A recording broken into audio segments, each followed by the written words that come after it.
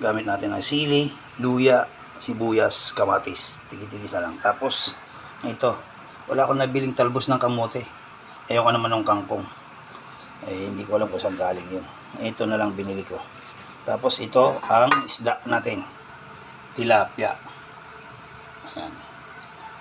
Tapos, ang gagamitin nating paglulutuan yung magic kalan natin. Ayan. Iba-hiwain lang natin to. Wala kasing stand ng camera, kaya mamaya na lang natin pakita. Ayan lakay, nahiwa-hiwa natin. Lagyan na natin ng sabaw. Tapos yung pechay, nahiwa na rin natin. Sasalang na natin to ngayon. Yan lakay, ang gamit natin. Magic kalan. Matagal na hindi natin nagagamit. Ngayon, gagamitin natin.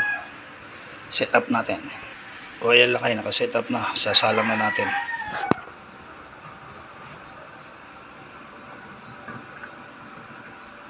Ayan lakay.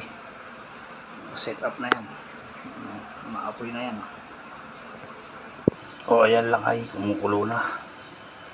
Lalagyan na natin ng isda.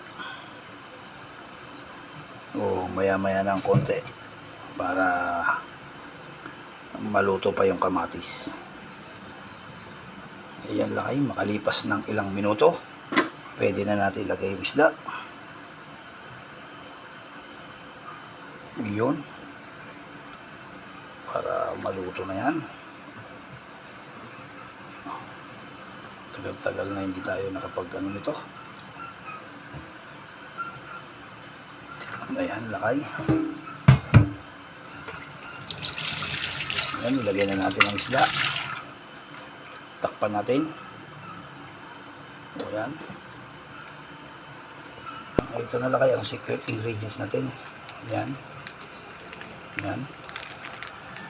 Ajinomoto. Tak tak tak. Ayan, buksan natin sa makalipas na ilang minuto.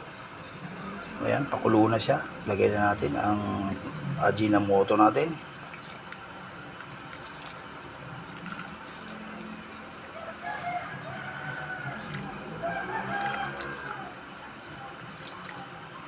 Ayan. Takpan ulit natin. Mamaya, ilagay naman natin tong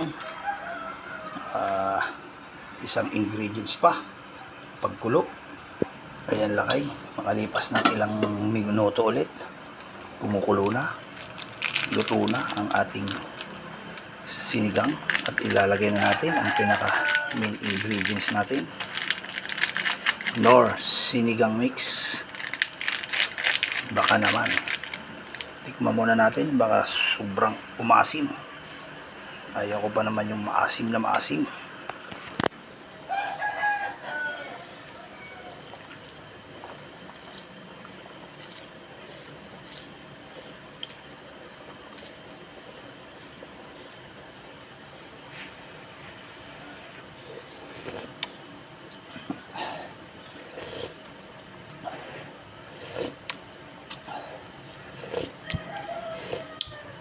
Wow, salamat.